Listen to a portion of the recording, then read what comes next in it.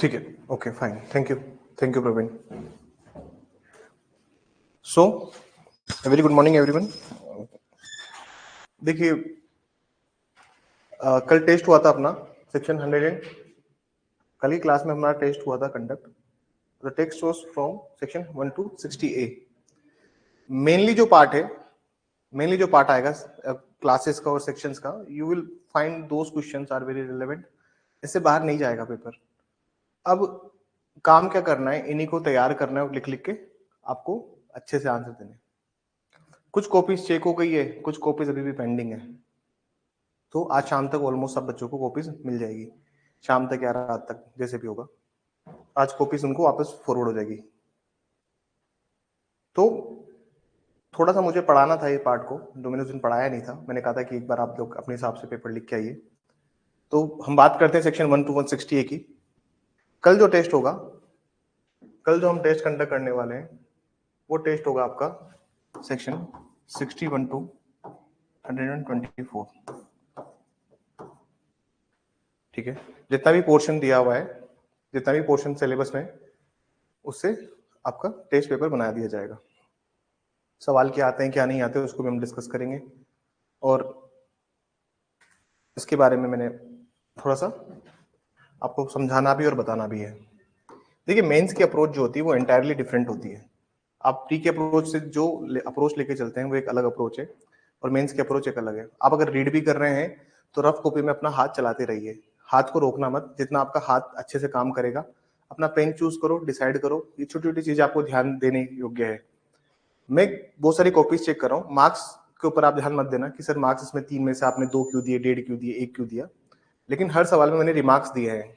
ठीक है, मेरा मेंस आंसर राइटिंग के पीछे फंडा ये है, अगर मैं आपके कोई सवाल चेक कर रहा हूं तो मैं उसमें आपको मार्क्स देने पे फोकस ना करूं। मेरा हमेशा टारगेट रहता है कि हर सवाल के ऊपर एक रिमार्क्स दूं, और जब कॉपी खत्म हो जाए तो लास्ट में भी आपको एक पूरा पैराग्राफ मिल जाएगा, जो मेरा पूरा पेपर का एनालाइज है आपके लिए कि आपने पेपर किस तरह से अटेम्प्ट किया है।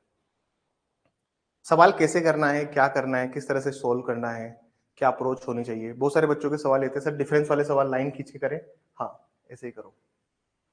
इसका रीजन ये है कि समय एग्जाम में कम होगा, क्योंकि 3 घंटे में, अगर एक 3 घंटे का पेपर है जो कि 300 नंबर का है, तो समय हमारे पास कम होगा। और समय की अगर अनुपलब्धता है, अगर टाइम हमारे पास रिस्ट्रेंट है, तो हम ये ट्राई कर सकते हैं। क्योंकि देखिए पैराग्राफ बेसिस पे लिखना हमेशा एक अच्छी स्ट्रेटेजी होती है, लेकिन यहाँ नहीं होगी। यहाँ इसलिए नहीं होगी क्योंकि समय कम है। और आरजेस में भी मैं ये कहता हूँ कि देखिए पेपर अगर छूटने लगता है तो आप उसको भी फॉलो मत कीजिएगा। लास्ट क्लास में आई हैव गिवन कंप्लेंट को सवाल में आपको लास्ट क्लास में मैंने कंप्लेंट का क्वेश्चन पूछा था, और कंप्लेन बहुत सारे बच्चों ने सही भी लिखा। जब भी कंप्लेन के ऊपर सवाल पूछा जाए तो एक केस हमेशा लिख के आइए। उस केस का नाम है अशफाक मोहम्मद यूसुफ वर्सेस अफाक जहान। इस केस को हमेशा लिख के आइए सर, और क्या हेल्ड किया कोर्ट ने वो भी लिखेगा। मोहम्मद यूसुफ वर्सेस अफाक जहान 2006 का केस है, और थोड़ा सा लैंडमार्क जजमेंट है विद रेस्पेक्ट टू कंप्लेंट। क्या हुआ था इसमें लिखिए प्लीज, इस केस में लिखिए। wherever petition addressed to the magistrate, wherever petition addressed to the magistrate, जब कभी भी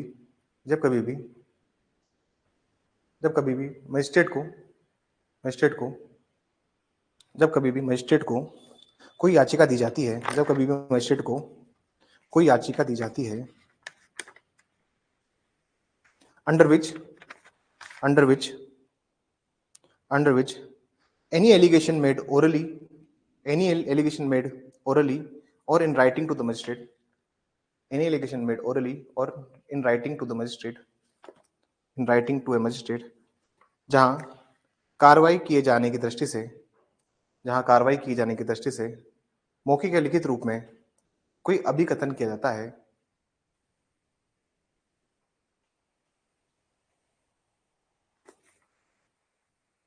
and such allegation is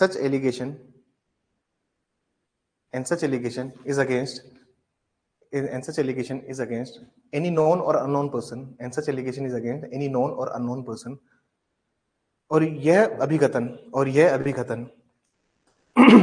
अभिकथन किसी ज्ञात या अज्ञात व्यक्ति के विरुद्ध किया गया हो, और यह अभिकथन किसी ज्ञात या अज्ञात व्यक्ति के विरुद्ध किया गया हो, तो वह हमेशा परिवाद का मामला होता है। then it would be always a matter of a complaint। ये सर हमेशा लिखना है, कंप्लेंट में जब भी आएगा you have to write this provision also. ठीक है,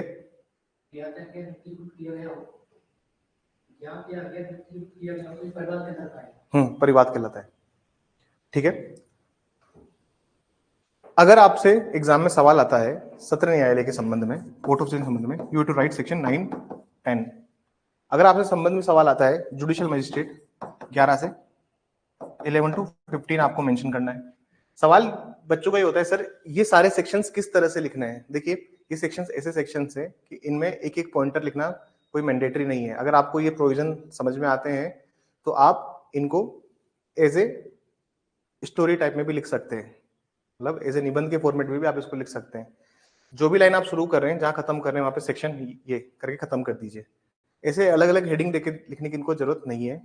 एक समरी फॉर्म में भी आप इनको आंसर्स को लिख सकते हैं। समझ में आई?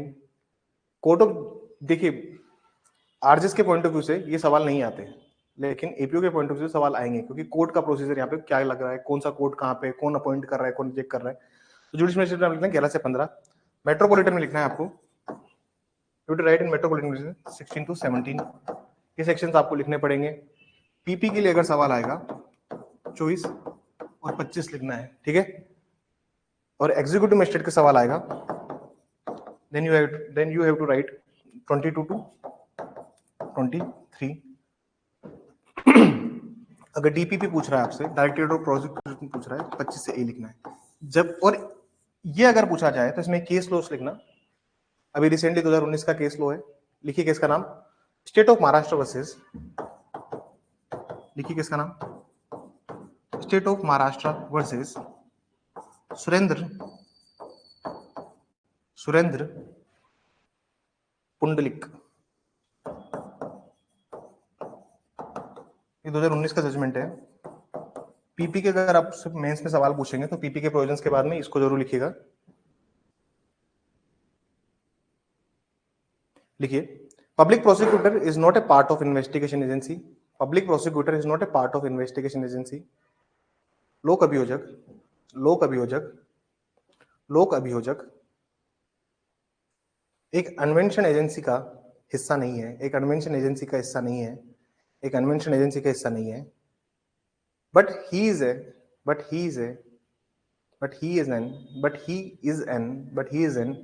Independent statutory authority. परंतु वह स्वतंत्र रूप से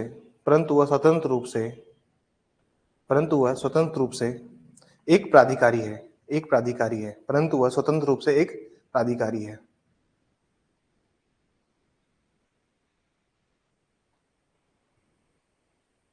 ठीक है, सवाल आता है इन्वेस्टिगेशन पे।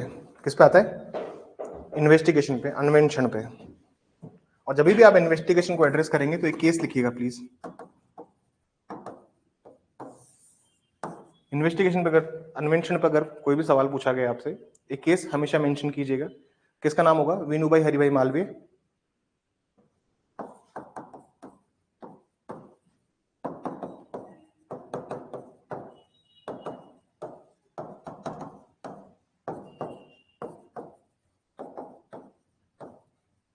Versus state of Gujarat. ये 2019 का जजमेंट है। इसी जजमेंट को मैं दोबारा पढ़ाऊंगा आपको फर्दर इन्वेस्टिगेशन और री इन्वेस्टिगेशन के लिए भी।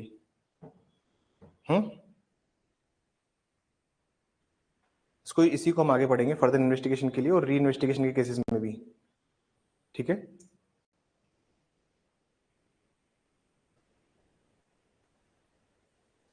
लिखिए इस केस में क्या बोला था। The definition under section 2H of CrPC में सीआरपीसी में ऐसे लिख लीजिए, फिर सीआरपीसी में लिख लीजिए या फिर लिख लीजिए डन प्रक्रिया संहिता में the definition under section 2H of the CrPC, दंड प्रक्रिया संहिता में धारा 2H के अंतर्गत दी गई परिभाषा में, धारा 2H के अंतर्गत दी गई परिभाषा में अन्वेषण के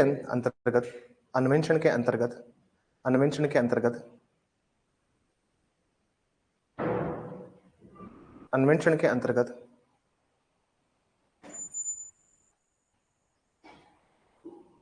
अग्रसर अन्वेषण भी सम्मिलित है। अग्रसर अन्वेषण भी सम्मिलित है।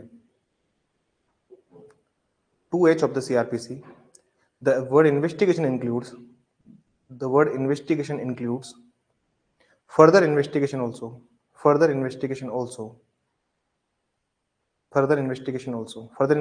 कहाँ दिया हुआ है सर? 173 क्लोज 8, ठीक है। ब्रैकेट में चाहो तो लिख लीजिए सेक्शन 173 क्लोज 8। इसको हम लोग पीताम्बर चालान बोलते हैं, लोकल जो हम कोर्ट के प्रैक्टिस में कहते हैं। आगे लिखिए, आगे देखिए, एक क्वेश्चन ये भी बहुत फ्रीक्वेंटली पूछा जाएगा आपसे। The sentences which the court may pass, लिखिए the sentences which the court may pass, the sentences which the court may पास।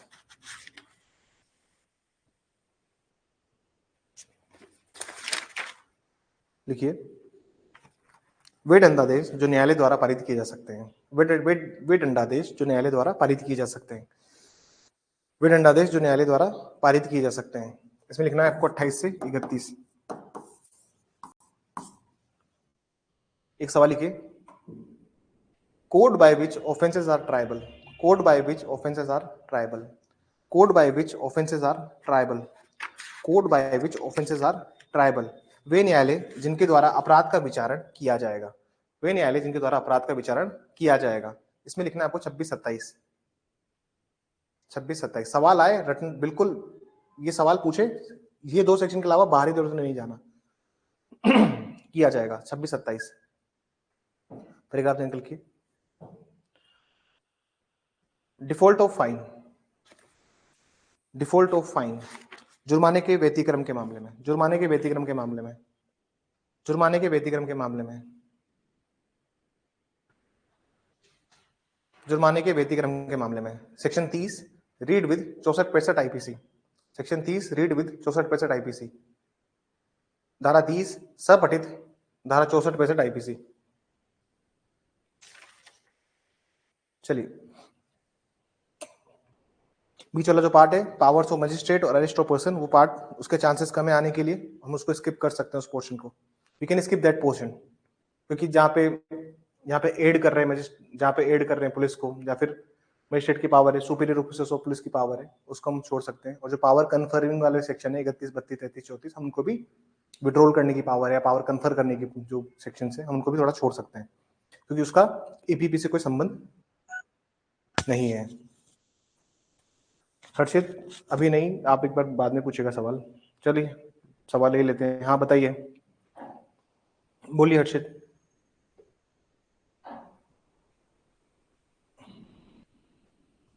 बोलिए, आपने हैंड रेस किया था क्लास में। सर ये सर आवाज आ रही है सर? हाँ आ रही है, बताइए। सर दो डाउट थे सर इसमें। जैसे सर फर्स्ट तो ये है कि सर एक तो मुझे अरेस्ट और कस्टडी के बीच में डिफरेंस। हाँ अभी बताऊंगा वो, अभी वी विल डू दैट।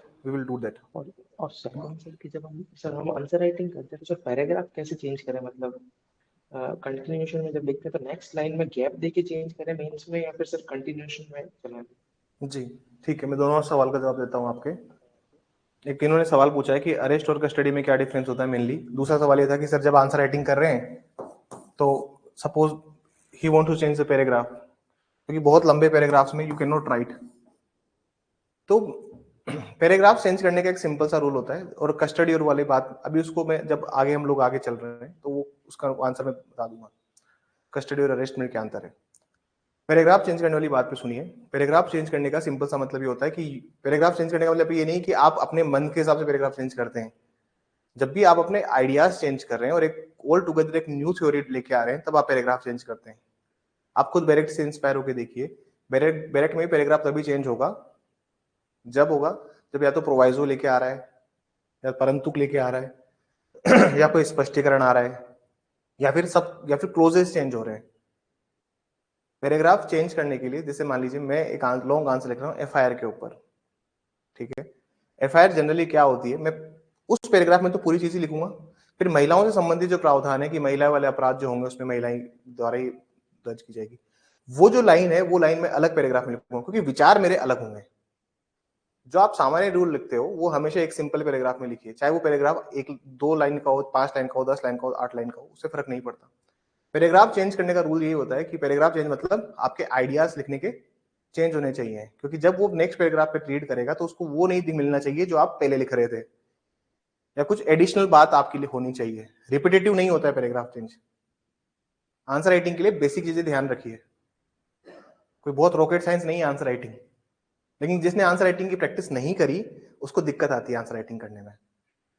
और जो लगातार आंसर्स लिख रहा है वो समझता है कि एक फ्लो मेंटेन होता है जब आप आंसर्स लिखते हैं। दूसरा इनका क्वेश्चन था अरेस्ट और कस्टडी का क्या रहता है सर, अरेस्ट का क्या मतलब होता है और कस्टडी का क्या मतलब होता है। देखिए,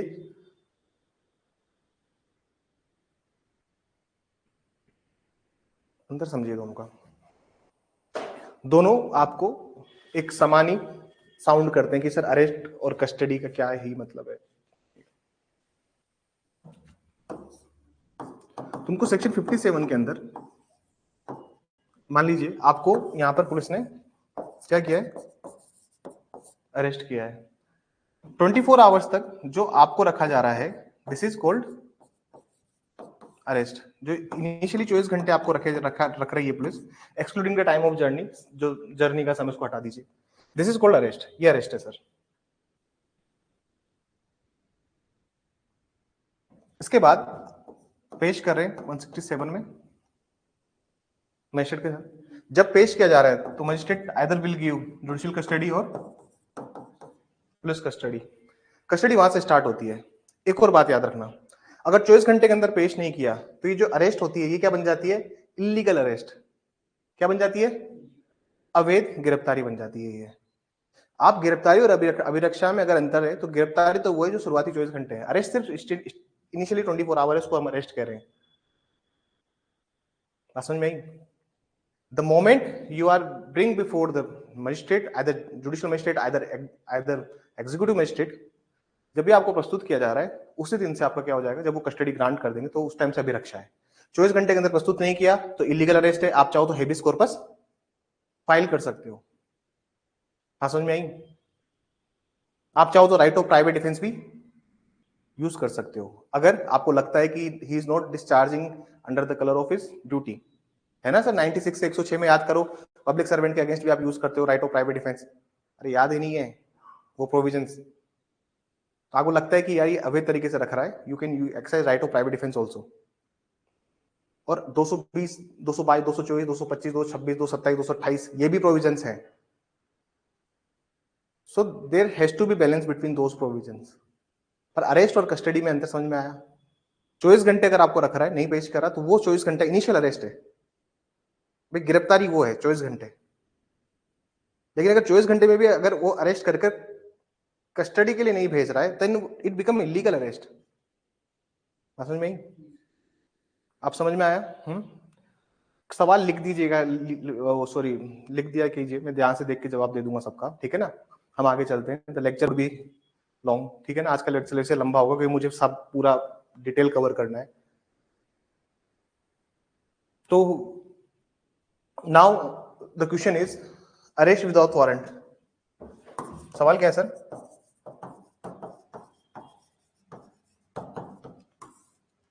अरेस्ट विदाउट वारंट, सवाल ये है। समझ में आया नहीं आया? समझ में बताइए मुझे।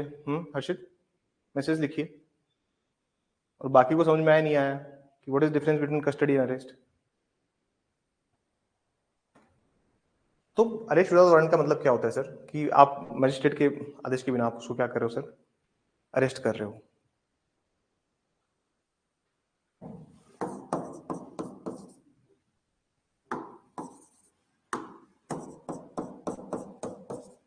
तीन जगह होता है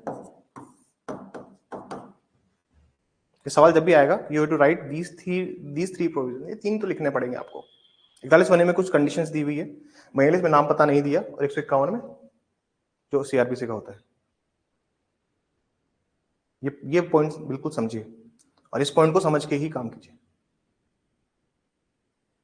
ठीक है। अरेस्ट विदाउट वारंट में 3 पॉइंट लिखने हैं। लिखिए केस का नाम, Hema Mishra versus state of UP. Hema Mishra versus state of UP.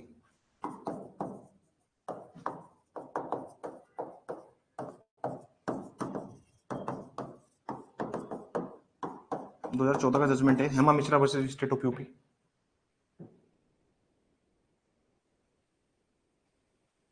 लिखिए इसमें, there can not be arbitrary arrest, there can not be arbitrary arrest. मनमाने पूर्ण तरीके से गिरफ्तारी नहीं होगी, मनमाने पूर्ण तरीके से गिरफ्तारी नहीं होगी, मनमाने पूर्ण तरीके से गिरफ्तारी नहीं होगी।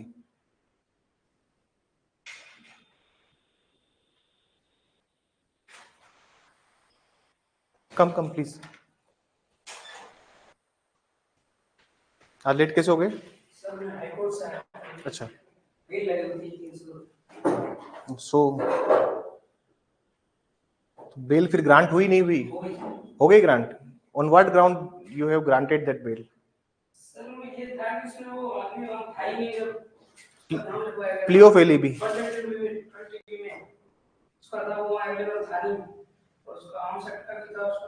अच्छे टॉपिक्स हैं ये, बहुत अच्छे टॉपिक्स हैं ये। एक केस का नाम और लिखिए प्लीज। सत्येंद्र कुमार अंतिल। कल मैंने पूरा नाम नहीं लिखा हुआ था, तो बच्चे भी फिर आधे अधूरे नाम भी लिख के आए, पेपर देखे मैंने सबके। पूछा था ना एक केस, रिक्वायरमेंट ऑफ नोटिस। कल एक सवाल दिया था मैंने, what is the requirement of notice while arresting the person. ये मैंने दिया था। वही जो हम लोग नोटिस देते हैं 41A का, उसकी क्या रिक्वायरमेंट है, और अगर किसी ने नोटिस नहीं दिया तो उसके नॉन कॉन्सिक्वेंसेस क्या होंगे। ये सवाल दिया था मैंने कल वाले टेस्ट में, और बच्चों को ये आधा नाम लिखवाया था, उन्होंने आधा नाम ही लिख के दिया है। जब कॉपी चेक करी मैंने, पूरा नाम एक आधे बच्चे ने लिखा है, तो उसके बाद मैंने कहा पूरा नाम इसका लिख लीजिए आप, वर्सेस सीबीआई वर्सेस 2022 10 SSC 51।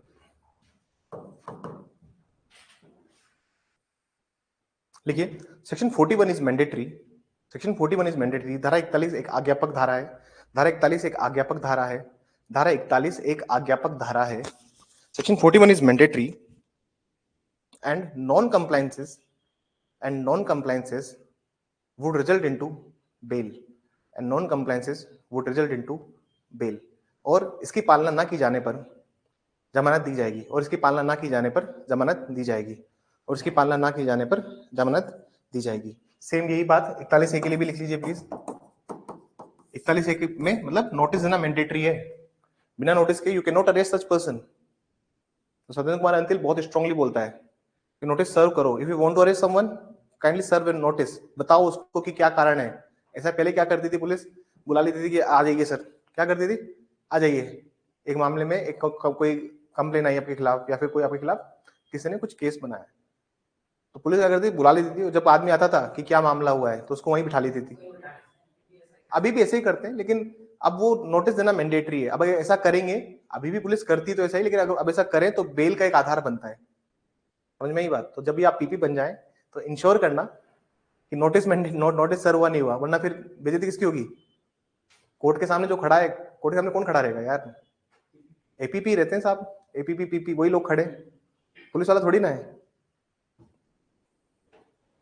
लिखिए, देखिए 41B और 41D इंपॉर्टेंट है एग्जाम पॉइंट ऑफ व्यू से। ये मैं जब राइट ऑफ अरेस्टेड पर्सन बताऊंगा, अभी मैं राइट्स ऑफ अरेस्टेड पर्सन भी लिखाऊंगा, ठीक है ना। 10-12 राइट्स ऑफ अरेस्टेड पर्सन है, गिरफ्तार किए गए व्यक्ति के क्या अधिकार होते हैं, वो 10-12 मैं सारे लिखा दूंगा आपको एक साथ। तो उसमें 41D वापस मैं वहां पे जिक्र करूंगा। तो 41B भी जरूरी है, arrest and duties of officer, कि कोई पुलिस ऑफिसर अरेस्ट कर रहा है तो उसकी क्या क्या ड्यूटीज है। ठीक है, वो क्लियर आइडेंटिफिकेशन पेज नाम दिखाएगा अपना, वो सीजर मेमो, अरेस्ट मेमो सब बनाएगा, वो आप देख लेना, उसमें 41 भी इंपॉर्टेंट है देखिए मेंस के हिसाब से। ये जो इनिशियल पार्ट है सेक्शन 1 to 60A का, ये बहुत इंपॉर्टेंट रहेगा यहाँ पे, और कल मैंने बताया भी था लास्ट क्लास में कि 4-5 पार्ट्स हैं जो इंपॉर्टेंट है सीआरपीसी में, जहां से मैंडेटरी सवाल पूछा जाएगा। तो इस सवाल को थोड़ा, इस पार्ट को थोड़ा रिग्रेसली याद कीजिए, ठीक है। एक क्वेश्चन लिखिए, how the arrest will be made, how the arrest will be made, गिरफ्तारी कैसे की जाएगी, गिरफ्तारी कैसे की जाएगी, गिरफ्तारी कैसे की जाएगी, how the arrest will be made. इसके सेक्शंस होंगे सर 46, 47, 48, 49, 55, 60, ये सारे सेक्शंस होंगे इसके। तो फर्स्ट पॉइंट लिखिए 60, इसका फर्स्ट पॉइंट लिखिए, ए पॉइंट जी, जिक्र करना है आपको फिर सबका, रफली यूज करना है, फिर उनके नाम लिख देना, let power to use force, हाँ, बल का प्रयोग करने की शक्ति धारा 46 और 2 में दी गई है, बस। फिर ब्रैकेट, फिर कोमा लगा के इस किस में दी गई है, इसमें दी गई है, ऐसे गिरफ्तार किया जाएगा। तो ए पॉइंट लिखिए इसमें। मुझे नहीं लगता अब 3 नंबर में कोई सवाल रहेगा आपके, अब 3 नंबर में कोई सवाल नहीं रहने वाला एपीओ में। Reason is very short question, mostly 5 number का कम का नहीं आएगा, क्योंकि फिर 300 नंबर नहीं होंगे पूरे, 5 का ही होगा वो। वेरी शॉर्ट जो आएगा ना सर सवाल, वो 5 नंबर का आएगा। लेकिन हम सिर्फ आंसर राइटिंग की प्रैक्टिस कर रहे हैं अभी, आंसर छोटे बड़े आप अपनी क्षमताओं के अनुसार करते हो। जैसे कोई आंसर 6 नंबर का है, आरजेस क्या करता है, 3 नंबर के सवाल को तो 6 में पूछता है और 6 को 3 में पूछता है, लेकिन ये एपी वाले नहीं करेंगे ऐसा,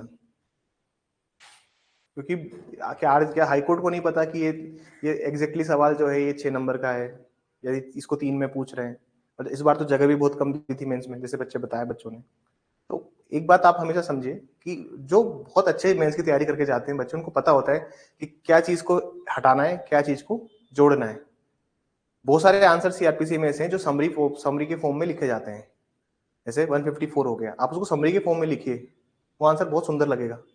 लेकिन अगर आप उसको बिल्कुल सेक्शंस प्रोवाइजो ये सब फॉलो करने लगे हुए तो पेपर छूट जाएगा।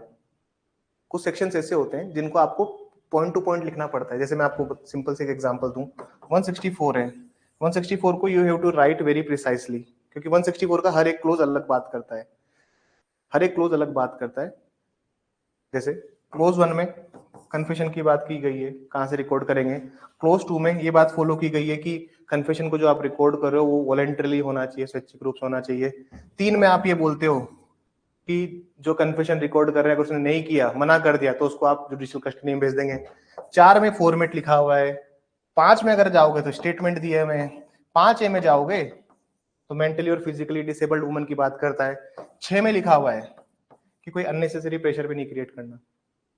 So every point is entirely different from each of the points. कुछ सेक्शंस ऐसे हैं जो समरी में आते हैं, जैसे कोर्ट ऑफ सेशन लिखना है तो पूरा समरी में लिखिए उसको, तो उसके लिए आप एक एक सेक्शंस को नहीं याद कर सकते। जुडिशियल मजिस्ट्रेट लिखना है, पूरा समरी फॉर्म में लिख दीजिए उसको। तो ये आंसर राइटिंग आपके ऊपर है कि आप किस तरह से बनाना चाहते हैं, समझ में। But you have to start from this day, बस शुरुआत कीजिए। कोई ऐसी बात नहीं है, देखिए मैं आपको सवाल तो लिखवाता हूँ, ये बताता हूँ कि क्या लिखना है क्या नहीं लिखना, मैं तो सबको बता रहा हूँ, लेकिन मेहनत जो करेगा वही तो सफलता पाएगा सर। आप बताइए मुझे, क्या मुझे नहीं पता कि मैं 100 बच्चों को पढ़ाता हूँ और पढ़ाने के बाद में कितने बच्चे क्लियर करके आते हैं। बता तो मैं सबको इक्वली रहा हूँ, लेकिन जब तक वो खुद के अंदर विल पावर नहीं है कि क्या करना है। जब आप मेंस लिखते हैं तो आपको पता होता है कि कहाँ पे आपको लिमिटेशन लेनी है अपनी, और फिर आंसर राइटिंग में ये तो चीज सीखते हैं आप सिर्फ, आप अगर गलत अप्रोच लेके जाएंगे, आप एक मेंस के सब्जेक्ट में थ्योरेटिकल की तरह पढ़ के जाएंगे, तो फिर उसमें रिजल्ट आपको नहीं मिलेगा सर, क्योंकि आपका हाथ रुक जाएगा, सेंटेंस फ्रेम नहीं होंगे। चलिए फर्स्ट पॉइंट लिखिए, पावर टू यूज अरेस्ट, क्या सवाल क्या लिखा था, अरेस्ट, हाउ अरेस्ट मेड, गिरफ्तार कैसे किया जाएगा। पॉइंट नंबर ए लिखिए, पावर टू यूज फोर्स, बल प्रयोग करने की शक्ति, बल प्रयोग करने की शक्ति। इसमें लिखेगा सर आप 46 का 2 और 46 का 3 और साथ में लिखिएगा 49 कि पुलिस के पास बल प्रयोग करने की शक्ति भी होती है ना सर। सेकंड पॉइंट लिखिए, power to search a place, power to search a place, किसी स्थान की तलाशी लेने की शक्ति, किसी स्थान की तलाशी लेने की शक्ति। सेक्शन कौन सा जाएगा सर? 47 थर्ड पॉइंट लिखिए। Power to pursue offender into other jurisdiction, power to pursue offender into other jurisdiction, power to pursue offender in the other jurisdiction। किसी अन्य अधिकारिता वाले क्षेत्र में, किसी अन्य अधिकारिता वाले क्षेत्र में, किसी अन्य अधिकारिता वाले क्षेत्र में अपराधियों का पीछा करना, अपराधियों का पीछा करना। कौन सा सेक्शन है सर? 48। चौथा पॉइंट लिखिए। Power to require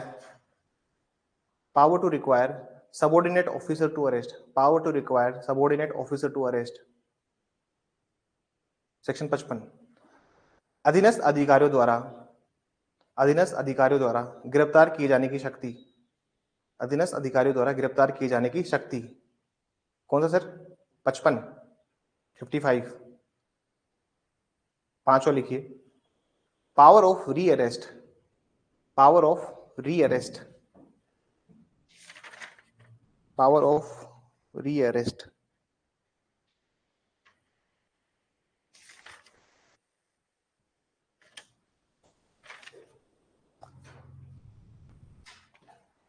power of rearrest का एक सेक्शन क्या होगा? पुनः गिरफ्तार करने की शक्ति का क्या सेक्शन होगा? देखिए बैरक में, देखिए मैं भी देखता हूं। देखिए सर, जो बच्चे ऑनलाइन बैठे हैं वो भी देखिए, थोड़ा सा आप लगाइए। अरे बैरक से ज्यादा किसी को नहीं आता सर। सेक्शन 60 कौन सा है? 60 देखिए please, 60 power of rearrest section 60। बैरक ज्यादा किसी को आता है क्या सर? एग्जाम में बैरक के लिए लिखना होता है, टेक्निकली बात ये है, लेकिन अभी एपीओ में थोड़ा सा अप्रोच बदलनी पड़ेगी आपको, और उसको थोड़ा एक्सप्लेन करना पड़ेगा ज्यादा। जितने ज्यादा वे में आप उसको एक्सप्लेन करेंगे उतने ज्यादा आप उसमें नंबर लेके आएंगे। जितने माइन्यूटली आप समझाएंगे उतना ही ठीक है ना सर? छठा पॉइंट लिखिए, छठा पॉइंट लिखिए, सवाल लिखिए। अब पांच ही पॉइंट है इसमें। छठा लिखिए। What are the procedures after arrest, what are the procedures after arrest.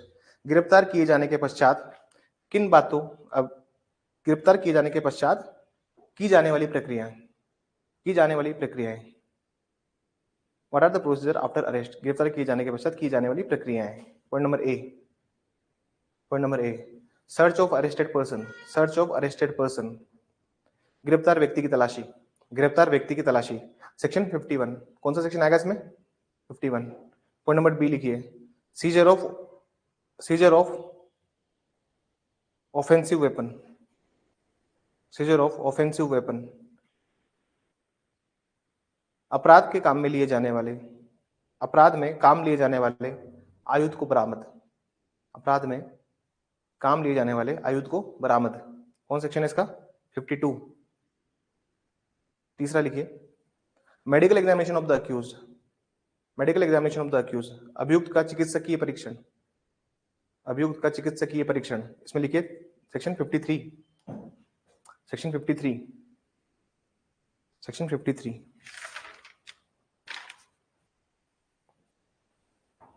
Point number D लिखिए, चौथा पॉइंट लिखिए please. Medical examination of rape accused, medical examination of rape accused, बलात्संग के अपराधी की, बलात्संग के अपराधी की चिकित्सकीय परीक्षण, बलात्संग के अपराधी की चिकित्सकीय परीक्षण। कौन सा सेक्शन होगा सर? 53, 53A। उसमें तो सर वो है, उसमें विक्टिम है। 164A में विक्टिम चली जाती है सर, याद रखिएगा। 53A। डी लिखिए। Identification of arrested person, identification of arrested person, गिरफ्तार किए गए व्यक्ति की पहचान, गिरफ्तार किए गए व्यक्ति की पहचान। 54A, 54A, 54A के साथ और कौन सा सेक्शन आता है सर? 291A, 291A भी आता है सर, 291A भी आता है। और इसके साथ में क्या आता है? Section 11, sorry section 9 evidence, section 293A, 54A, इन सबको साथ में लिखिए। कौन सा सेक्शन? 54A, 291A और साक्ष्य अधिनियम का मतलब एविडेंस एक्ट का सेक्शन 9। वो क्या हो ना कि भारतीय साक्ष्य अधिनियम मॉर्निंग बैच में चल रहा है, तो मुझे अब वो 9 नहीं है, वो 7 है, और जो प्लियो फेली पे है वो है 9। मैं अब दोनों सेक्शन एक पढ़ा रहा हूँ तो मेरे को थोड़ा सा वो रहता है। भारतीय साक्ष्य अधिनियम 2023, वो हिंदी मीडियम वाले बच्चे होते हैं ना, वो पहले भी भारतीय साक्ष्य अधिनियम बोलते थे और अभी भी क्या बोलते हैं, उनके लिए तो भारतीय साक्ष्य अधिनियम का मतलब ही वही है कि 2023 वाला एक्ट सर। अब वो 9 हो चुका है, वो 7 हो चुका है, उस वजह से मैं थोड़ा कंफ्यूजन में रहता हूँ। 5वां लिखिए sir, report of arrest to be send to DM, report of arrest to be send to DM. गिरफ्तारी की रिपोर्ट जिला मजिस्ट्रेट को भेजी जाएगी, गिरफ्तारी की रिपोर्ट जिला मजिस्ट्रेट को भेजी जाएगी। सेक्शन कौन सा आएगा सर? 58, very good, 58। छठा लिखिए please, discharge of person apprehended, discharge of person apprehended, गिरफ्तार किए गए व्यक्ति का उन्मोचन, गिरफ्तार किए गए व्यक्ति का उन्मोचन। कौन सेक्शन है? 59। देखिए ये तीन, ये जो प्रोविजन है ना पूरे, जहां से पूरा स्टार्ट होता है ये 41 से लेकर पूरा 60 तक जो पूरा स्टार्ट होता है ना, देखा जाए तो यहाँ 4-5 सवाल बनते हैं, वो मैंने सब लिखा दिया आपको। एक तो अरेस्ट का प्रोसीजर बता दिया, क्या क्या होगा। एक और सवाल यहाँ से बनता है, वो सवाल लिख लीजिए वो भी please. What are the rights of arrested person, what are the rights of arrested person. एक सवाल ये भी बनता है यहाँ से, क्या सवाल बनता है sir? Rights of arrested person बनता है, गिरफ्तार किए गए व्यक्ति के क्या अधिकार हैं, वो भी यहाँ से सवाल बनाते हैं इसको।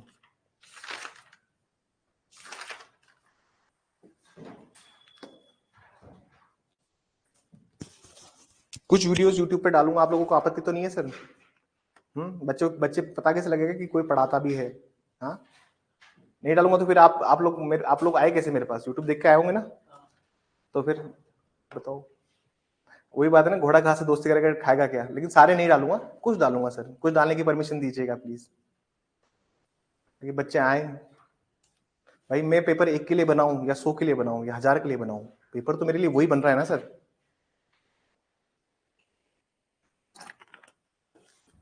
कुछ वीडियोस पोस्ट करूंगा, सारे नहीं, क्योंकि सब्जेक्ट भी क्या है, 11 है और एग्जाम में महीने हैं 4। एग्जाम महीने कितने? ठीक है। राइट्स ऑफ अरेस्टेड पर्सन में प्लीज लिखिए,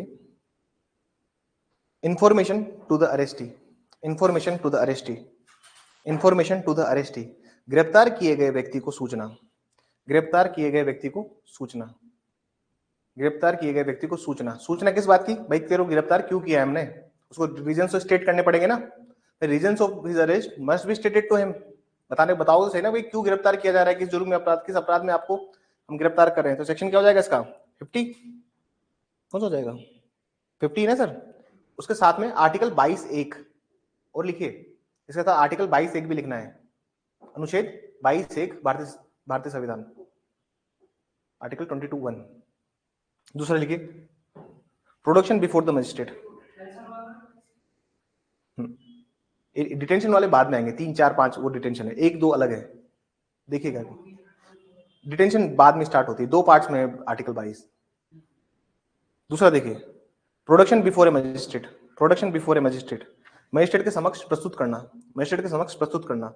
सेक्शन लिखिए इसमें 56, 57, 56, 57, मजिस्ट्रेट के समक्ष प्रस्तुत करना, सेक्शन 56, 57। थर्ड लिखिए, consultation with lawyer, consultation with lawyer, अधिवक्ता से परामर्श, अधिवक्ता से परामर्श। आर्टिकल 22(1), आर्टिकल 22(1), 303, 303 सीआरपीसी व 41D सीआरपीसी व 41D सीआरपीसी। कल पूछा था मैंने सवाल कि कौन कौन से इंस्टीट्यूट के अंदर कहां पे राइट्स ऑफ अरेस्टेड पर्सन दिए हुए। अभी कॉपीज चेक ही हो रही है आप लोगों की, तो क्या होता है ना, कॉपीज मैं खुद ही चेक करता हूँ, मुझे एक एक बच्चे का पता रहना चाहिए। देखूं, अभी क्लास के बाद रुक जाइएगा, आप ही के सामने हो जाएगी आपकी कॉपी चेक। हाँ 303, 303, 303, 323 नहीं, 323 तो 209 के साथ जाएगा। चौथा लिखिए, examination by medical practitioner, examination by medical practitioner, चिकित्सा व्यवसायी द्वारा, चिकित्सा व्यवसायी द्वारा चिकित्सकीय परीक्षण, चिकित्सा व्यवसायी द्वारा चिकित्सकीय परीक्षण, ये उसका राइट है, ठीक है ना सर। सेक्शन 54 पुलिस वाले कहाँ करवाते हैं? 53 में, और खुद को करवाना हो तो 54 में। पांचवा लिखिए, special protection to female, special protection to female, महिलाओं के संबंध में विशेष प्रावधान, महिलाओं के संबंध में विशेष प्रावधान, महिलाओं की सुरक्षा के संबंध में विशेष प्रावधान, ऐसे लिखिएगा, महिलाओं की सुरक्षा के संबंध में विशेष प्रावधान, महिलाओं की सुरक्षा के संबंध में विशेष प्रावधान, स्पेशल प्रोटेक्शन टू फीमेल्स। 53(3) क्या लिखना है इसमें? 53 का क्या लिखना है इसमें? 53 का 3। केस का नाम लिखिए। अरे कौन सा केस है इसका, कोई बताएगा मुझे? शीला बरसे वर्सेस स्टेट ऑफ महाराष्ट्र। एक बार साइटेशन देख लीजिएगा, state of Maharashtra, state of Bombay, एक बार देख लीजिएगा, मुझे लगता है महाराष्ट्र ही था। शीला बरसे versus state of Maharashtra, year शायद इसका था 19, मेरे को देख लेने दो यार, मेरे को Sheela Barse, BARSE, Sheela versus, Sheela versus Maharashtra, this is 1983। I was confused between 1983 and 84। नहीं, 1983 का जजमेंट है ये। लिखोगे तो अच्छा लगता है, लिखोगे तो क्या लगता है? अच्छा लगता है, मार्क्स मिलते हैं। ईयर्स लिखने की आदत डालिए भाई। एक बच्चा है जो आपके कंपिटेटिव में बैठा है, वो पूरी साइटेशन लिख के आता है, हर चीज लिख के आता है, तो इंप्रेसिव लगता है।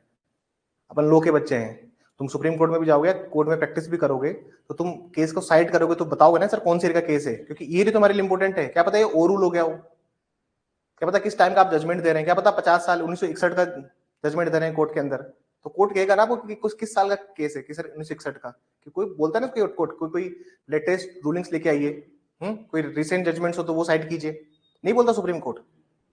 और फिर जो एडवांस एडवोकेट्स होते हैं वो क्या कहते हैं कि sir this was the landmark judgement, now the court only reiterate this judgement only, ये कहते हैं जो सीनियर एडवोकेट होते हैं। तो आप हमेशा ईयर लिखना सीखिए, क्योंकि देखिए लो के बच्चे अधूरे लगते हैं इसके बिना। समझ में आई बात? ये वो बात होगी कि आप चप्पल में बैटिंग कर रहे हो, किसमें बैटिंग कर रहे हो? एक बॉलर बॉलिंग डाल रहा है चप्पल में या नंगे पांव, तो एक लो स्टूडेंट जो होता है उसको ये सब आना चाहिए और उसको लिखना चाहिए। देखिए आप जब सुधार करेंगे, क्योंकि आप नहीं हो वहां पे, जब वो कॉपी चेक कर रहा है ना, तब आप वहां नहीं खड़े उसके सामने, आपकी कॉपी ही आपका प्रतिबिंब है। तो आप जितना अच्छा उसको बनाएंगे, कोई कॉम्पिटिशन सिर्फ आपका खुद से नहीं है, बाकी 2700 3000 लोग भी एग्जाम देंगे, तो हमें उनको देखते हुए तैयारी करनी है। 15 से 1 है, ये भी याद रखना। तो हर एक एक्स्ट्रा एफर्ट, हर एक एक्स्ट्रा मार्क्स, हर एक नंबर एक्स्ट्रा आपको सिलेक्शन की तरफ लेके जाएगा। चलिए 5 और लिखिए, गाइडलाइंस और प्रिवेंटिव मेजर्स, गाइडलाइंस और प्रिवेंटिव मेजर्स, गाइडलाइंस और प्रिवेंटिव मेजर्स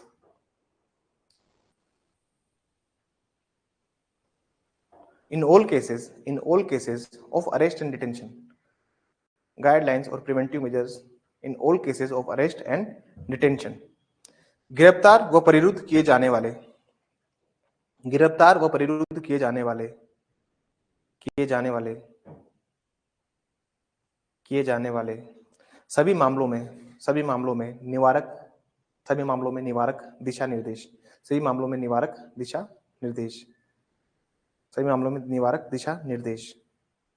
इसमें कौन सा सेक्शन आएगा? इसमें आएगा 50A। कौन सा आएगा? 50A। और इसमें केस का नाम लिखिए जोगेंद्र कुमार, बहुत लैंडमार्क जजमेंट है सर ये, I think state of UP, state of UP.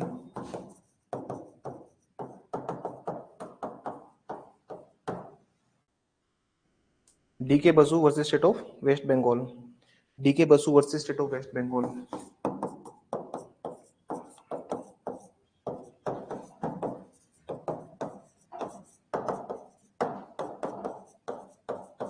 DK Basu से ही sir 41 A B C D सब आए थे, ठीक है ना सर।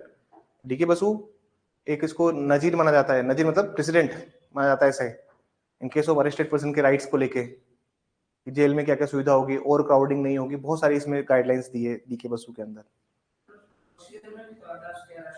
अरेस्ट वाले प्रोसीजर में भी आते हैं, और ये 41D बताया ना, 41D में अरेस्ट करोगे तो उसको नाम बताओगे, पता बताओगे, 41A B C D जो भी है सब उसी का है, डीके बसु का ही है।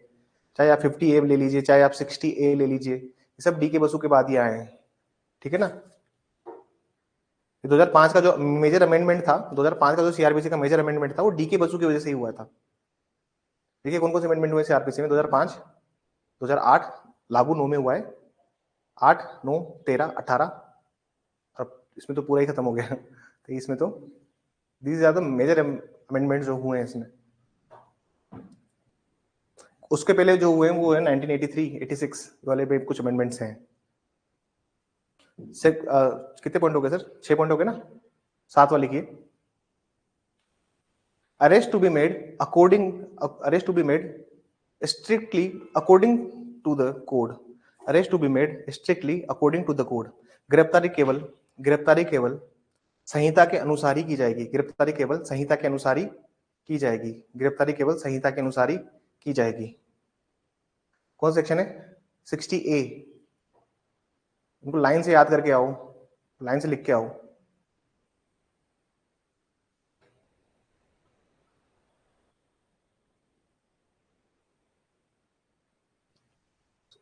सात हो गए ना, 8 वाली के please. Safeguard against custodial torture, safeguard against custodial torture, safeguard against custodial torture. अभिरक्षा में की जाने वाली प्रताड़ना के विरुद्ध, अभिरक्षा में की जाने वाली प्रताड़ना के विरुद्ध सुरक्षा, अभिरक्षा में की जाने वाली प्रताड़ना के विरुद्ध सुरक्षा। क्योंकि सिर्फ अरेस्ट का मतलब ये नहीं है कि आप अरेस्ट लेके, आपको अरेस्ट करके लेके आए हो, अब आपके और भी राइट्स होते हैं ऐसा। क्योंकि देखो 24 घंटे के अंदर जो टॉर्चर कर रहे हैं, जुडिशियल टॉर्चर अलग है, जुडिशियल टॉर्चर में तो जज साहब देख लेंगे आपको, लेकिन मान लीजिए 24 घंटे लेके आए, वहीं मार पीट के आपको छोड़ दिया और अरेस्ट दिखाया ही नहीं, फिर केस का नाम लिखिए, Sunil Batra versus Delhi administration, Sunil Batra versus Delhi administration. बहुत सारे केसेस है इसमें। ओवर क्राउडिंग का केस नहीं आता क्योंकि वो अक्यूज के राइट नहीं है। फिर Sunil Batra versus Delhi administration.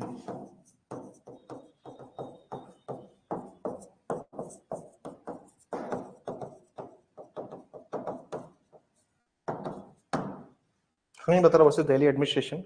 This is 1980। कौन सा है सर ये? 1980 का जजमेंट है। बहुत सारे जजमेंट्स हैं, सुनील बत्रा हो गया, आप प्रेम शंकर दिल्ली एडमिनिस्ट्रेशन लिख दीजिए। एक और लिख दीजिए, एक और किसका नाम लिखिए, प्रेम शंकर। प्रेम शंकर कौन सा केस है सर? हथकड़ी वाला केस था ना, हैंड कफिंग वाला केस था। प्रेम शंकर, प्रेम शंकर शुक्ला, शायद यही नाम था ना इनका पूरा। अरे बताओ मुझे, प्रेम शंकर शुक्ला ये नाम था ना पूरा? ऑनलाइन वाले बच्चे बताएंगे फिर। प्रेम शंकर शुक्ला ही था शायद इनका नाम। Delhi administration, this is also 1980। Year एक बार कंफर्म कर लीजिएगा प्लीज। 1980।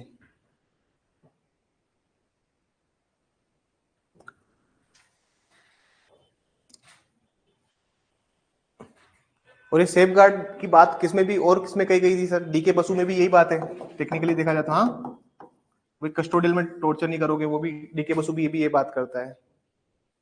9वां पॉइंट लिखिए, कॉम्पनसेशन फॉर अनलॉफुल अरेस्ट।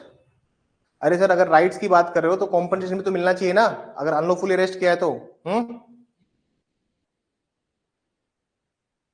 अवैध रूप से गिरफ्तार किए जाने वाले मामलों में प्रतिकर, अवैध रूप से गिरफ्तार किए जाने वाले मामलों में प्रतिकर।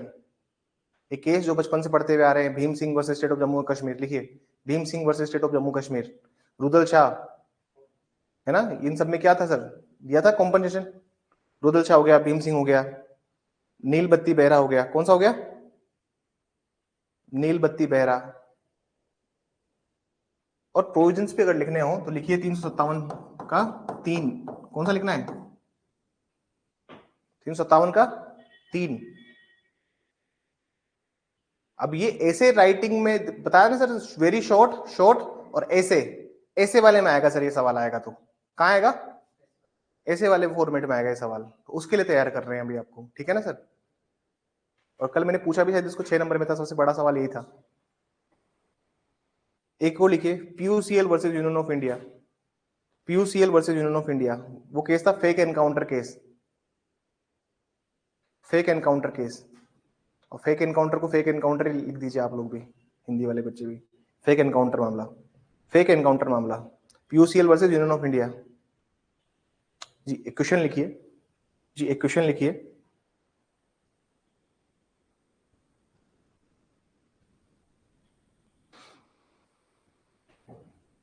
What are the consequences of non compliances? Question लिखिए, what are the consequences of non compliances? What are the consequences of non compliances? What are the consequences of non-compliances with the provisions relating to the arrest? With the provisions relating to the arrest. With the provisions relating to the arrest. गिरफ्तार किए जाने वाले व्यक्ति, गिरफ्तार किए जाने वाले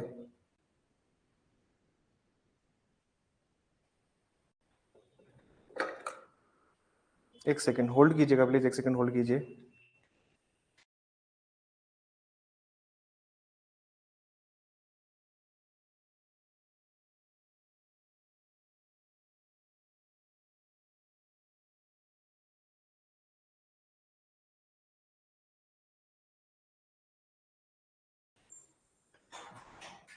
गिरफ्तार किए जाने वाले प्रावधान के अपालन से, गिरफ्तार किए जाने वाले प्रावधान के अपालन से उत्पन्न हुए परिणाम,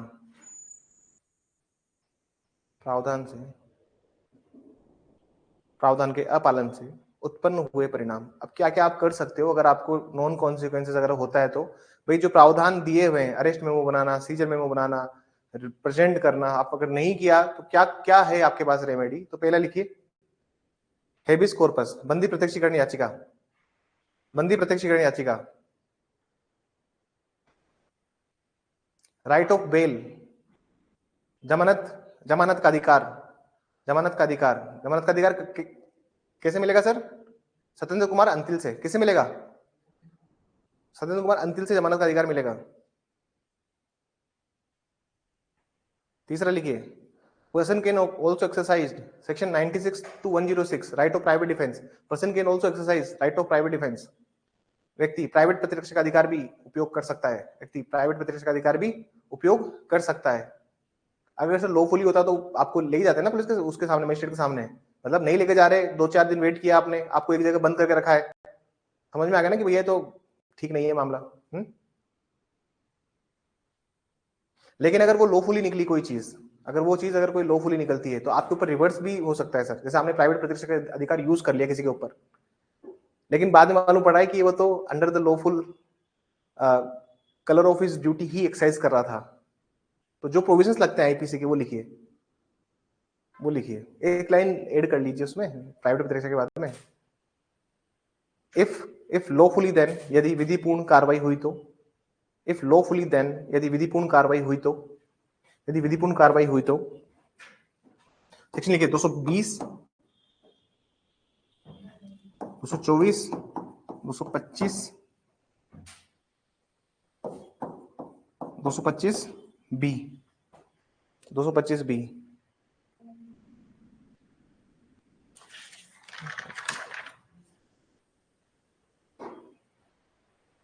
ठीक है सर, यहां तक हो गया आपका पूरा 60A, इसके बाहर सवाल आता नहीं, और अगर आप देखोगे तो यहां से डेफिनेटली कोई ना कोई सवाल फंस जाएगा। अब इनको बिल्कुल तैयार कीजिए बिल्कुल एंड तक, ठीक है? अब कल जो टेस्ट होगा उसके सवाल लिखिए। उस दिन क्या ना ओरिएंटेशन लेक्चर मेरा पूरा समय खा गया, समझाना, कट ऑफ बताना, इस वजह से उस दिन ये क्लास नहीं ले पाया मैं, वरना ये क्लास टेक्निकली परसों होनी चाहिए थी, लेकिन कोई बात नहीं, आपको मुझे पता लग ही गया। हर्षित सवाल लिखिए, सवाल लिखिए, मैसेज लिख के भेजिएगा, जिस भी बच्चों को सवाल पूछना है ना वो सवाल सीधा लिखिए, मैं आप पढ़ता हूँ सबकी चैट, जो लाइव चैट चलती है ना, I read all the chats, मैं सबको पढ़ता हूँ एक एक को कि कौन बच्चा क्या लिख रहा है। लिखिए सवाल लिखिए। अपराधी व साक्षी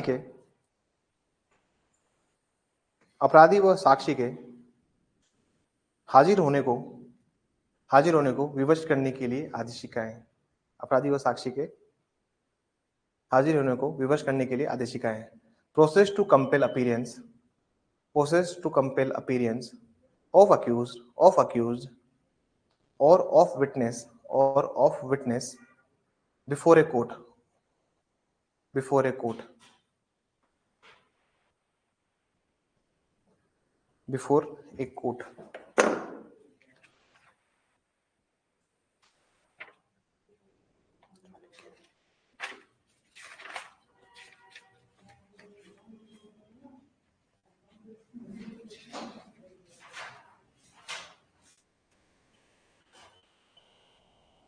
दूसरा सवाल लिखिए। Service on government servant section कौन सा हो जाएगा? 66। सरकारी सेवक पर तामील। वारंट ऑफ अरेस्ट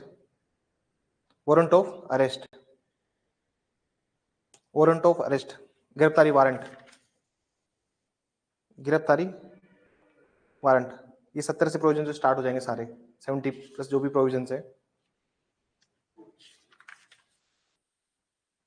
एक लिखिए ट्रांजिट रिमांड को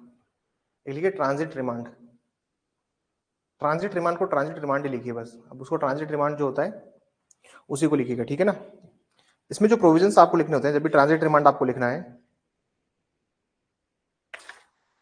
if you want to write some provisions with respect to transit remand, तो उसमें 81 आता है। क्या आता है? 80 और 81 ट्रांजिट रिमांड के ऊपर। ट्रांजिट रिमांड होता क्या चीज है सर? किसी व्यक्ति को गिरफ्तार करके लाना है तो वहीं के किसी जुडिशियल मजिस्ट्रेट को या फिर कोर्ट ऑफ सेशन या सीजेएम को आपको वहां पे पेश कर देते हैं, और वो क्या करते हैं, इतने समय के लिए आपको इधर लाने के लिए, पेश करने के लिए वो एक रिमांड होता है, ट्रांजिट रिमांड। यदि विकास दुबे वाले मामले में एक ट्रांजिट रिमांड लिया था उज्जैन कोर्ट से, फिर उज्जैन कोर्ट से उसको लेके जा रहे थे वापस कानपुर।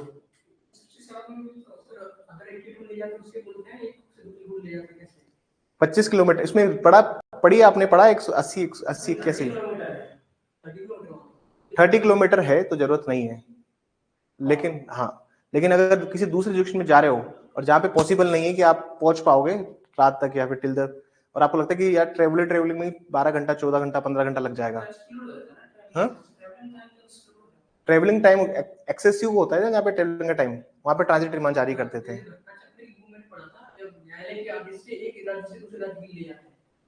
बहुत सारे कंडीशंस होते हैं। देखो ट्रांजिट रिमांड का अगर आप लार्जर टर्म में समझोगे, एक बड़े विस्तार पूर्वक समझो ट्रांजिट रिमांड का इशू किया जाता है। जैसे राजस्थान राज्य है, एक आदमी को धौलपुर से जैसलमेर ले जाना है, ले जाने में 20 से 25 घंटे लग जाएंगे। समझ में आई बात? घटना चक्र में क्यों लिखा हुआ है एक राज्य से दूसरे राज्य में? क्योंकि सर इतने दूर के लिए होता नहीं है। समझ में आई बात? इंटरस्टेट आप यूज कर रहे हो, और ये भी होता है कि एक अक्यूज को आपने अरेस्ट वहां से किया है, हाँ किया जा सकता है, लेकिन ट्रांजिट रिमांड बहुत रेयर केसेस में दिया जाता है, जहां पर आपको केस को पूरा तैयार करना है, जहां पर भी आप केस को मतलब इस तरह से तैयार करना चाहते हैं कि उसमें कोई लूप होल नहीं छूटे।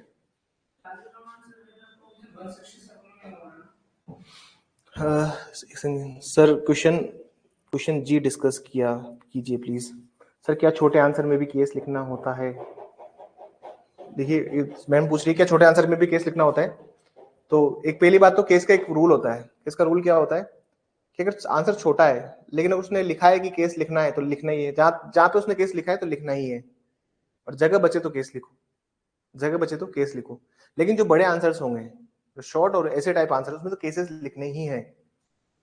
क्योंकि अगर आप देखिए जुडिशियल सर्विसेज के एग्जाम में केस लो लिखने का एक्स्ट्रा मार्क्स कभी नहीं मिलता। अगर आप केस लो लिख के आते हैं तो उसको लगता है, जो एग्जामिनर होते हैं उनको ये हमेशा ये लगता है कि आपको मेन प्रोविजन नहीं आता, इसलिए आप क्या लिख रहे हैं, केस लो लिख रहे हैं, और आप सिर्फ कॉपी भरना चाहते हैं। लेकिन जहां पे हम यूनिवर्सिटीज के एग्जाम देते हैं, जहां प्रोफेसर्स कॉपी चेक करते हैं, वहां पर मेन प्रोविजन भी लिखिए और केस लॉज भी लिखिए। समझ में आई?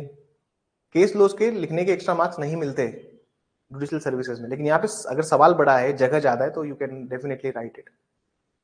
अगला सवाल लिखिए प्लीज। ठीक है ना, कल कुछ प्रैक्टिकल सवाल भी दे दूंगा मैं ट्रांजिट डिमांड के ऊपर, जाके पढ़ के आइएगा आज, ठीक है ना, पढ़ेगा इन प्रोविजंस को। Difference between summon and warrant. Difference between summon and warrant. Summon वो वारंट के मध्य अंतर, समन वो वारंट के मध्य अंतर।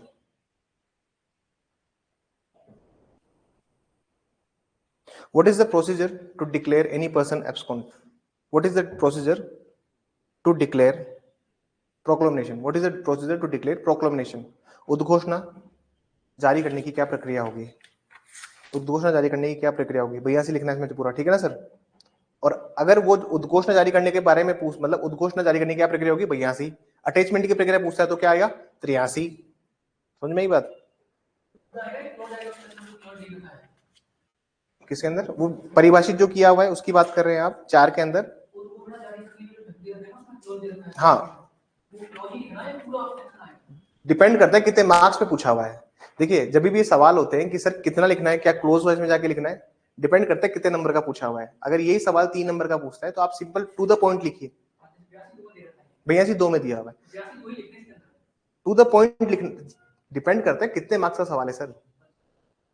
आंसर्स की लेंथ तय करता है उसका नंबर। 1 नंबर में कितना लिखना होता है। सवाल आपका क्या होना चाहिए सर कि 1 मार्क्स में मेरे को कितना लिखना है, ये आपका सवाल होना चाहिए कि सर मैं 1 नंबर के लिए कितना लिखूं। मान लीजिए सवाल आता है 5 नंबर का, तो 5 नंबर के लिए मैं कितना लिखूं। जुडिशरी का एक रूल कहता है, और वो रूल क्या कहता है कि 1 नंबर के लिए आप हमेशा लिखिए 15 शब्द। कितने लिखिए?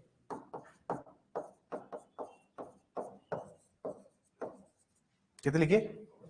15 वर्ड्स। 15 वर्ड्स का मतलब ये होता है सर कि आप इजेमार हटा दीजिए, काकी के हटा दीजिए, हैजे हटा दीजिए, जो भी हेल्पिंग वर्ड्स उन्हें हटा दीजिए, और फिर 15 शब्द काउंट कीजिए। इतना लिखना होता है 1 नंबर के लिए। अब 3 नंबर में पूछा है तो भैया से तो पूरा नहीं लिख पाओगे ना आप। जो प्रोसीजर जो सीधा दिया हुआ है तो to the pin point answer लिखोगे ना। बात समझ में आई? लिखना क्या है, कैसे लिखना है, डिपेंड करता है कितने नंबर का सवाल है। रेस नहीं लगी हुई एग्जाम में कि आओ और पेपर देके बिल्कुल मगअप कर दो, वॉमिट कर दो, वो नहीं करना है। हम यार इससे हमारे बच्चों की मिस्टेक क्या है मैं आज बताता हूं आपको। बच्चे क्या करते हैं, सवाल देखा और उस पर बिल्कुल जाके जितना याद है, जितना भी ओवरनाइट या 2 महीने 3 महीने से जितने मेंस की तैयारी कर रहे हैं सब पूरा, लेकिन सवाल पढ़िए वो क्या कहना चाह रहा है, फिर उसका आंसर लिखना स्टार्ट कीजिए।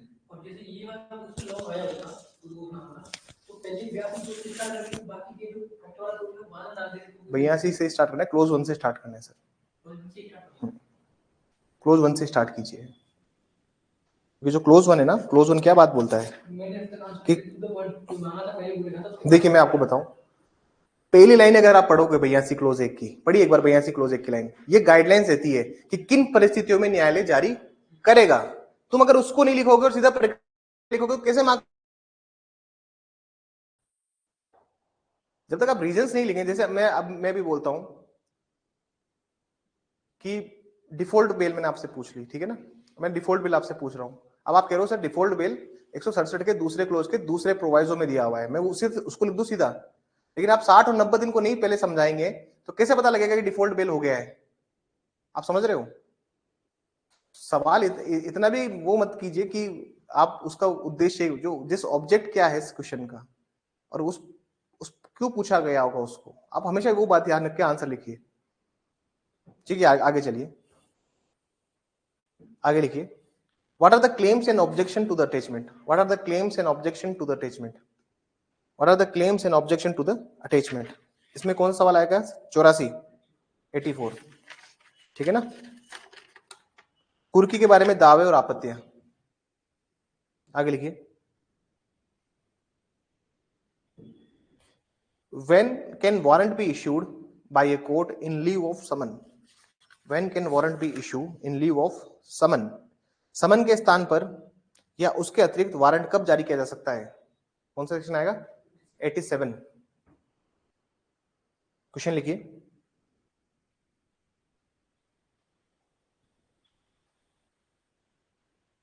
चीजें पेश करने को विवश करने के लिए आदेश इकाएं क्या है? चीजें पेश करने को विवश करने के लिए आदेश इकाएं क्या है? What is process to compel production of thing? What is process to compel production of thing?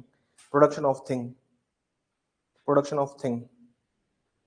इसमें अथॉरिटीज प्री के हिसाब से आती है। अब मेंस के हिसाब से अगर आप मुझसे पूछे इस पूरे पार्ट में मेंस के हिसाब से, तो हमारे लिए जो जरूरी है वो दो चीज जरूरी है, एक तो 91 92 जरूरी है और एक 93 94 जरूरी है। क्या जरूरी है? 91 92 93 94।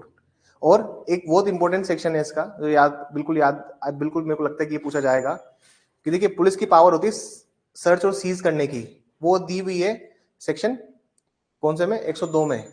कहाँ दी हुई है?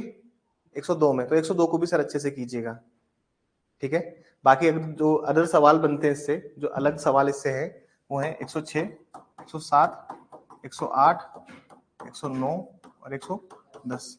ये सवाल तो सर पूछे जाते हैं, ठीक है ना। तो अब आंसर राइटिंग में आपको, आप जब आंसर राइटिंग कर रहे हैं, जब आप बहुत सारी बार चीजों को पढ़ लेंगे तो समरी बनाना स्टार्ट कीजिए। जैसे मैंने आपको जो लिखवाया आज वो सारा समरी था। क्या था? समरी था। आप एक एक शब्द से काफी लिख सकते हैं। आप ये बात समझिए, आपके समराइज नोट्स जब आपके पास होंगे तो 4-5 पन्ने में अपने 60 तक पहुंच गए, पहुंचे नहीं पहुंचे? हम ऐसे पूरे सीआरपीसी को 20 से 25 पन्नों में वाइंड अप कर देंगे ना सर। तो जब आपका मेंस होगा तो आप सिर्फ 1 घंटे 1.5 घंटे में पूरा सीआरपीसी रख दोगे और मल्टीपल रिविजन कर दोगे 3-4 घंटे में। तो उसके तो समराइज फॉर्म में चीजों को तैयार कर, जैसे आज मैंने समरी लिखवाई आपको बहुत सारे सवालों की, तो ये समरी से आप बहुत सारे वर्ड्स बना सकते हैं और खुद के नोट्स भी से बनाने स्टार्ट कीजिए, ठीक है। That's all for today. Okay, all the best for कल के टेस्ट के लिए। कॉपीज चेक हो गई है और बच्चों को धीरे धीरे हम लोग सेंड करना भी स्टार्ट कर देंगे, ठीक है सर। ठीक है ना। और किसी को कोई सवाल हो तो प्लीज पूछिए मुझसे। If anyone has any question kindly ask me. बाकी क्लास फिर यहीं पे मैं और करता हूँ।